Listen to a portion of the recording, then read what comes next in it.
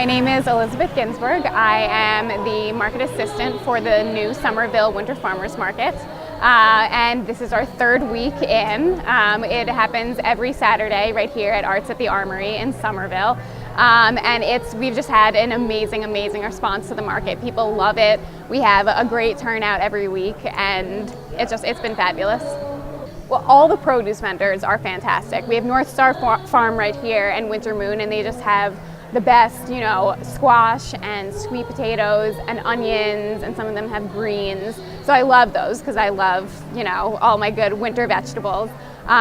We have really good meat. This is a good place to get your local meat fix. And we have their donuts. The donuts are amazing. Great Cape Baking makes apple cider and various other kinds of donuts. And then we have great guest vendors every week. Like today we have Elaine Sia, who makes really great artisan chocolates. My name is Ty Muto, and I work events for Elaine and Catherine, and they are the sole proprietors of EH Chocolatier. So they do a different spin on traditional pieces, like this is a turtle, but this is a pecan cluster infused with Knob Creek bourbon. So it's not your traditional turtle. So go ahead and take a bite. So how did you get involved in selling chocolate? Actually, Elaine made my wedding cake, and it was probably the best cake that I've ever had in my life. So over here we have tea-infused chocolates. It's a ganache with about 65 to 68% dark chocolate, jasmine-infused, chai-infused, and sometimes we have Earl Grey.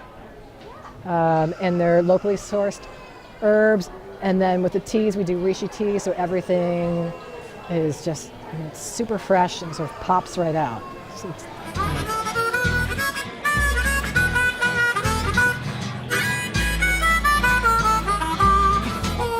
My name is Steve Hancock. The name of my farm is North Star Farm. We're in Westport, Massachusetts. All organic, working on being certified. Unique farm in that most of our production is done in a 2-acre greenhouse facility. It's what they call gutter-connected greenhouses. So all the greenhouses are lined up side by side. Looks like 17 greenhouses, but when you walk inside, it's like one giant greenhouse under one roof. And when the economy really slipped, we were just looking for avenues to kind of extend our season, and watching weeds grow in the middle of winter. We've got weeds that are in full bloom right now. I said, wow, that's really strange. So you start studying the science of what goes on in this, microclimate in a greenhouse without heat, just passive solar, and you start playing tricks with the plants and realize that really good plants can do the same thing if you know which plants to grow. Kales, carrots, leeks, Brussels sprouts, a couple varieties of radishes. What am I forgetting? Salad turnips, Hakuri salad turnips. So it's all densely planted stuff where our space is really confined. 2 acres is pretty big for this time of year, but compared to like a traditional farm, that's not that big. So we've got to grow stuff that we can plant very densely. Most everything was harvested either yesterday or the day before. Doesn't get much fresher than that. My name is Will McDonough. I work for Great Cape Baking Company out of Marston's Mills. We sell breads, a wide variety of gourmet breads. We also have donuts today. Apple cider donuts are our specialty. We have muffins today as well. But then if you're a little more adventurous, we have the jalapeno Colby Jack, which is really spicy, but it's good. But this is my first time up at Somerville. This is really nice. This is really nice and busy and fast-paced.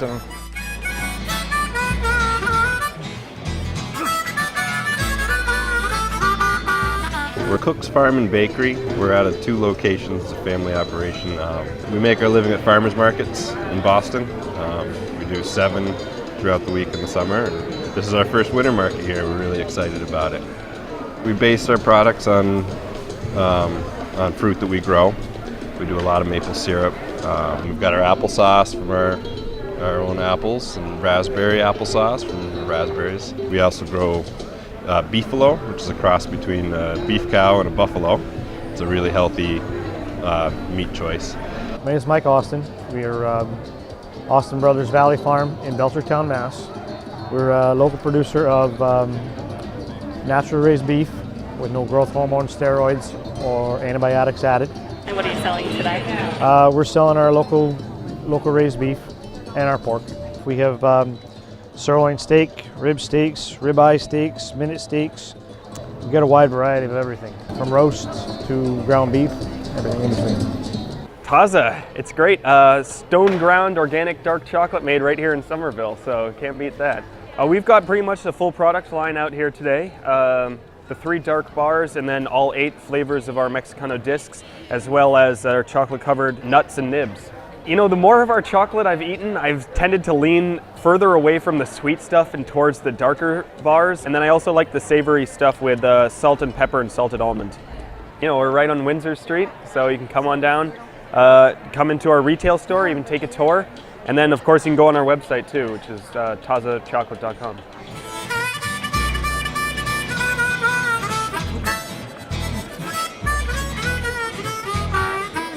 My name is Taylor. We're from Jordan Brothers Seafood, and what we do is we go into Boston every day, pick up our seafood, all from the local areas, Gloucester, sometimes Maine, and what we do is we bring it back to the store, we fillet it, and we bring the product to the market, as you can see here. We carry all of our products in coolers. All our shellfish is mechanically refrigerated, and everything's fresh right out of the market. So yesterday morning we went in, got all the fish, filleted it, and brought it here today. We have some gorgeous haddock today. Can I help you? It's right out of Gloucester, fresh cut. And we have some gorgeous sea scallops. They're out of Maine, they're day boats, and as you can see, they're very jelly, they're not even set up. As sweet as candy, they're gorgeous. And we normally carry all these products all the time. Occasionally we will have swordfish when it's local, and if we do come back in the summer, we'll be having, you know, bluefish, striped bass, stuff like that. Haddock's our signature item, but the scallops are gorgeous today, so I mean, either one of those is good. We brought some flounder also, along with some native crab meat, which is nice. I ended up doing coffee as a profession because it's a good job for people who, you know, don't follow a standard like education / followed by company path, and I got really into it. I mean, as you can see, there's a lot to know about coffee, and there's a lot of knowledge that's surfaced in the last 5-10 years, and we keep improving the way that we brew. This is all manual coffee brewing. What can I say? It tastes great because we control every aspect of it. Grind size, how much coffee, what temperature is the water, how long you're brewing for, flow rate. It's really important. Weight of everything, coffee, water, you know, cup, whatever. And these guys are like an evolution of the manual brewing. Taking the temperature control and perfecting that with science. So I'm brewing what's called a wood neck. It's a brewer made by Hario, a Japanese company, and it has this cloth filter, which is really important for getting more of the oils out of the coffee. The paper filters oftentimes mute a lot of the flavors. So this is the LB1, and what it is a hot water delivery system.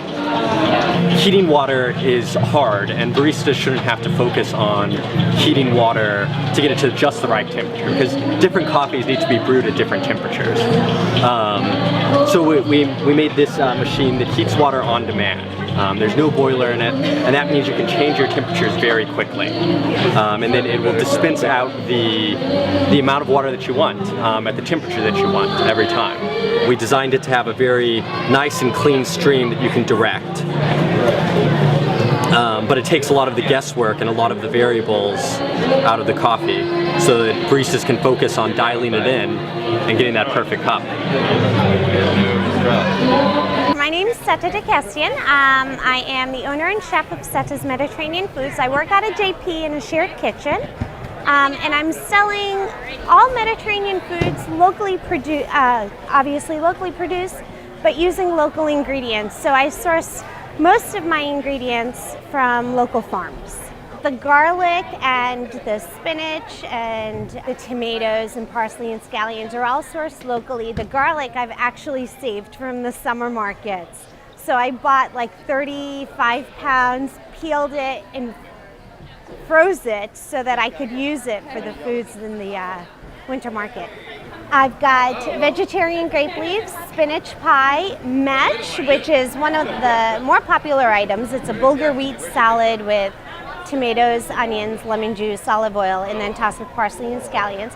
And then what I am doing for the winter market is seasonal soups. Interesting. Yeah, so this one is a spinach and lentil soup made with carrots and celery and onions. What's also appealing is that all of it is vegetarian, and the only thing that is not vegan is the spinach pie. I'm a firm believer in the local movement and using locally produced products and making sure that the money goes directly to the farmers rather than the middleman. You should come, because where else can you get like locally grown sweet potatoes, or even just things like honey, which there are available year round, but where else can you get that, locally during the winter? During the summer you have a farmer's market on every day of the week, but it's kind of come winter, there's still lots of things you can get. Root vegetables are in cold storage, but really until now there weren't a lot of places that you could actually procure those in the winter. You can learn more by going to our Facebook page, and there we'll have contact info and also information on what vendors are going to be there this week, what they actually have, certain products. Information on our guest vendors, and you can also send us questions or feedback.